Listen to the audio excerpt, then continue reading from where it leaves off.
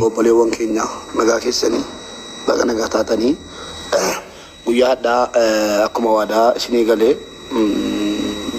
maatii abbaaf haadha baay'isee bojaa waliin jirra. Obboleettii keenya kan Saudi Arabiyaatti takka duuteetti takka jirtii jedhamee burjaajaa jiru sana dhimma siitiif yeroodhaa gara Itoophiyaatti imalee haadhaaf abbaa siitii argadheen jira.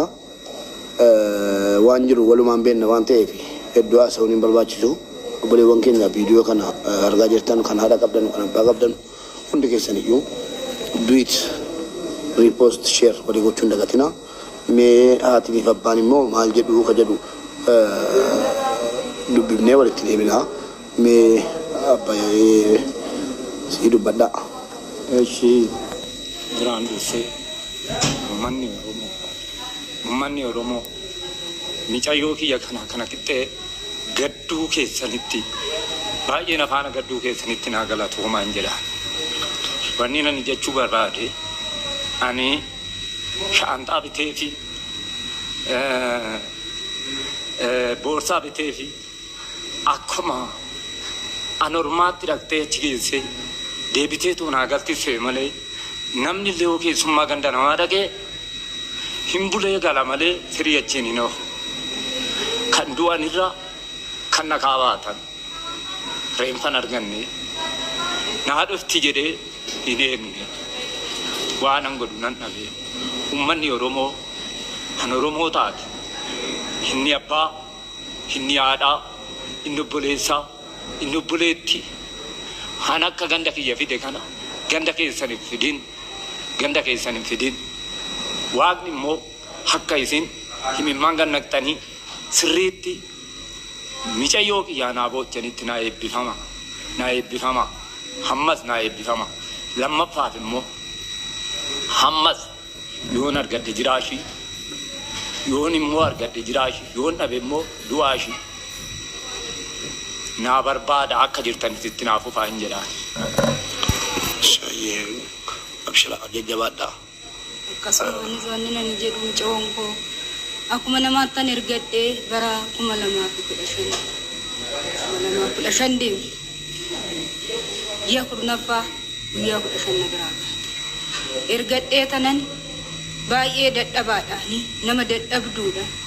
Daan maatii dhukkubsattoota lama mana koo keessa jira ofis jijjiirattee manaa baate obboloota koo duuti ishii immoo ji'a 2017 gaafa guyyaa 5 na dhaqqabe nan boo'ee nan gaddee baay'een itti dhiphadhee amma guyyaa 17 amma guyyaa 7tti isarraan booda gaafa isin miidiyaa kanan barbaaddanii baay'ee naa gadditanii obboloonni ishii cinaa dhaabattanii bukkee gortaan marrimaan kun raafamullee na jabaate kanarratti naa galatooma. Ammallee immoo micayyoon kun barbaadamtee karaa keessaan furmaanni naa ta'a jedhee na bidadhee jira. Boo'uu nan dhiise gadduu nan dhiise abdii isinirra godhadhee ammallee jabaattanii akka waan tokko furmaata naa goota nan barbaada.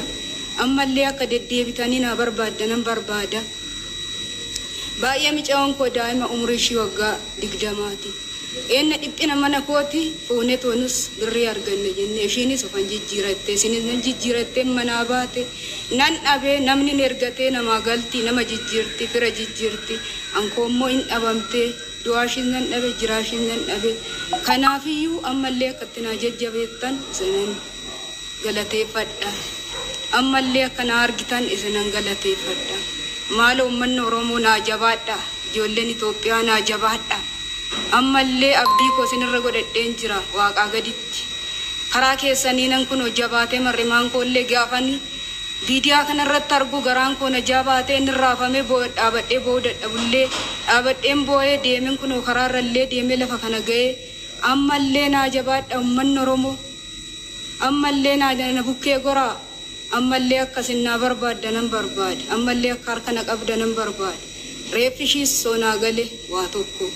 On argadhee jiraashis naa galee waa tokko.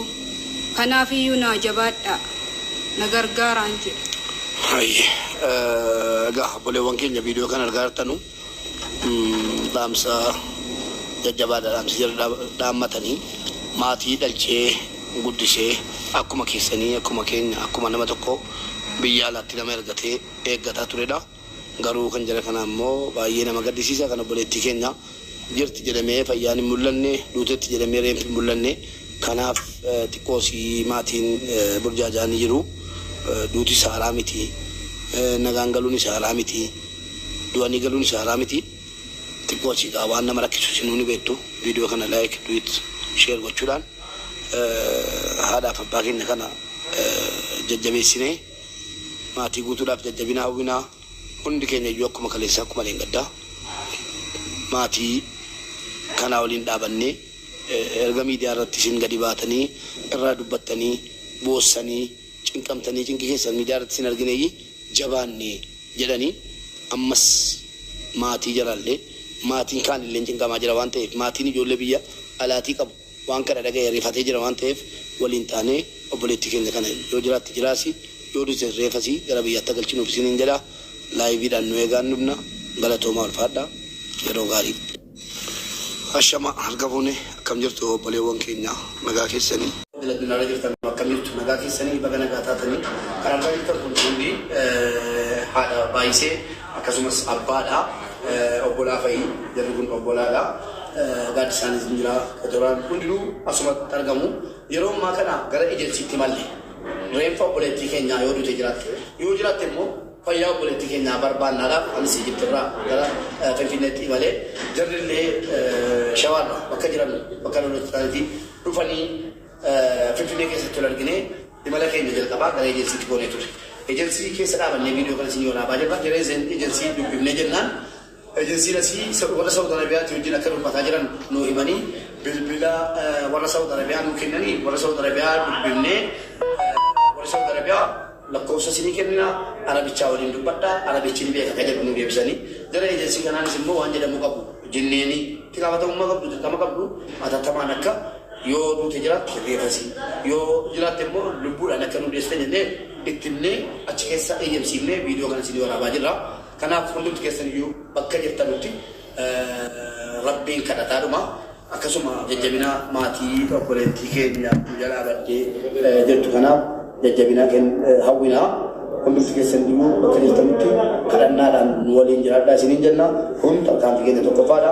Imalli ittuma fufaa galatoomaa ulfaadhaa isiniin jenna.